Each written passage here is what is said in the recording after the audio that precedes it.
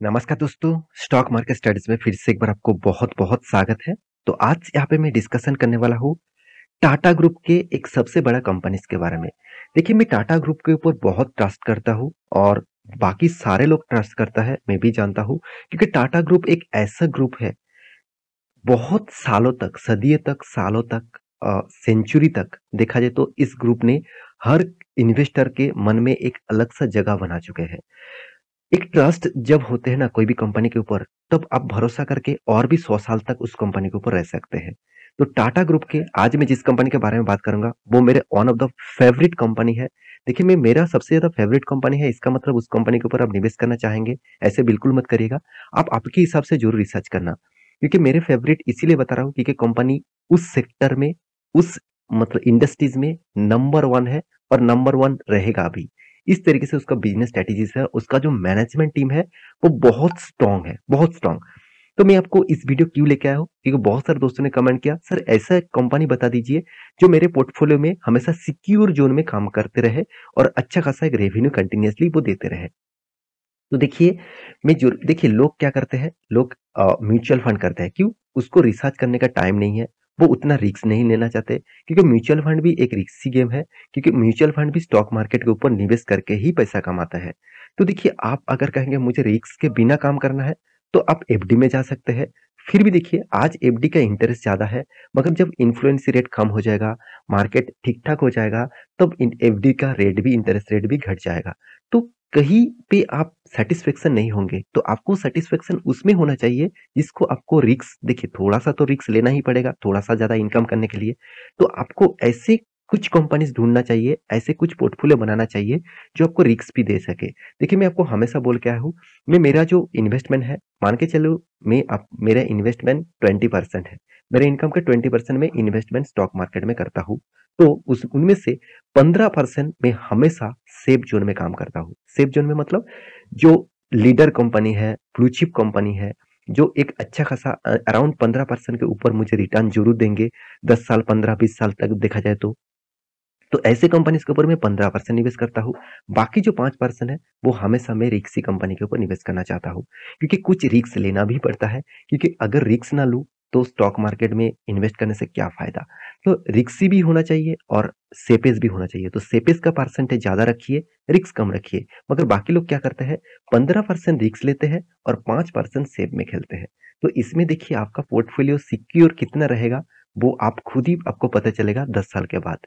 तो चलो मैं बात कर लेता हूँ आज के कंपनीज के बारे में। तो कंपनी कौन सा है? कंपनी का नाम है टाइटन। आप सभी जानते हैं टाइटन कितने बड़े कंपनी है। दूसरी बात, कंपनी का जो बिजनेस मॉडल है ना, और साथ ही साथ इसका जो मैनेजमेंट टीम है, वो मुझे one of the best management team लगा, क्योंकि इस मैनेजमेंट टीम ने सिर्फ इंडिया में नहीं, वर्ल्ड मार्केट को भी रैंकिंग किया और यूएस मार्केट में फिर से 7 नया स्टोर्स ओपन करने वाले हैं ज्वेलरी एंड वॉचेस के बिजनेस में। तो कंपनी का इस टाइटन ग्रुप में, कंपनी का सबसे ज़्यादा रेवेन्यूज़ कहाँ से आते हैं? इसका ज्वेलरी से आते हैं, इसका वॉचेस से आते हैं, सनवेयर मतलब सन ग्लासेस से आते हैं।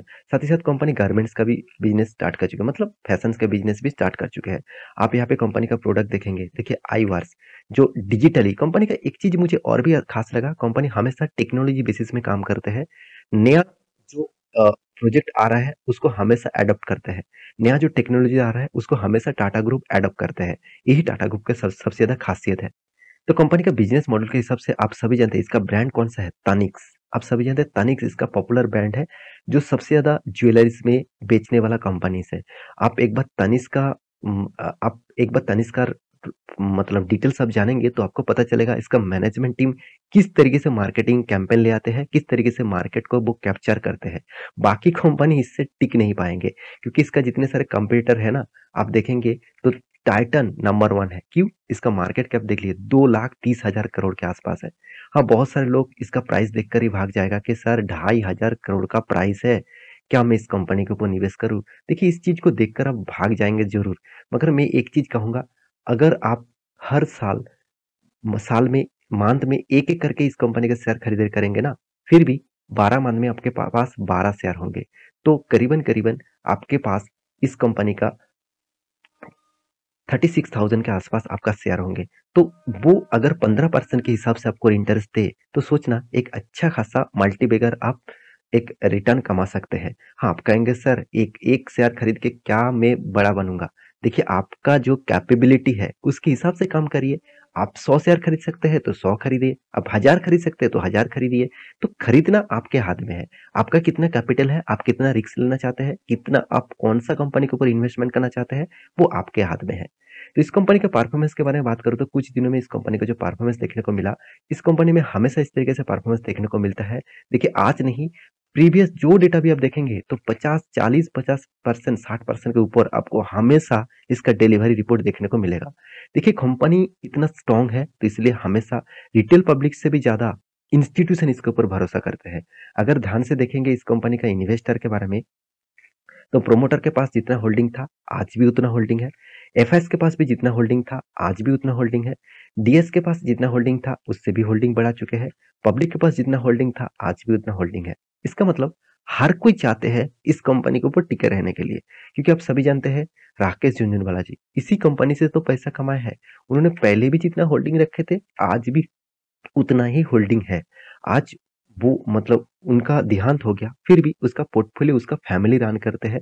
वो भी चाहते हैं इस कंपनी के ऊपर कंटिन्यूअसली रहने के लिए, क्योंकि इसी कंपनी उसको इस सफर का जर्नी स्टार्ट किए थे इस कंपनी से। तो उन्होंने 3 रुपये से कंपनी में इन्वेस्ट करना स्टार्ट किए थे। आज उसको करोड़ों बनने का जो सबसे ज्यादा प्रॉफिट दिया वो टाइटन ने दिया। देखिए आज आप कहेंगे सर क्या मैं यहाँ से निवेश करके मैं भी करोड़ बन सकता हूँ? हाँ बन सकते हैं, मगर उसके लिए आपको इन्वेस्टमेंट ज्यादा करना पड़ेगा। तो कंपनी का जो ग्रोथ पोटेंशियल है उसके बारे में बात करें तो कंपनी में मुझे सबसे जो खासियत लगा, इस कंपनी हर साल में खुद का नेट प्रॉफिट को परसेंटेज ग्रोइंग मोड में लेके जाते हैं। तो दो चीज आपको देखना है, कंपनी का सेल्स ग्रोथ 15% के ऊपर है कि नहीं, प्रॉफिट ग्रोथ 15% के ऊपर है कि नहीं, रिटर्न ऑफ इक्विटी 15% के ऊपर है कि नहीं। तीनों चीज आपको 15% के ऊपर दिखेगा। और रिटर्न के मामले में तो मैं तो कुछ कहूंगा नहीं, मुझे तो 15% चाहिए था, यहाँ पे तो 20-25% के आसपास रिटर्न कंपनी दे चुके हैं। तो टाइटन ग्रुप के बारे में बात करें तो टाइटन एक ऐसी कंपनी है जिसका पी रेशियो 72 है।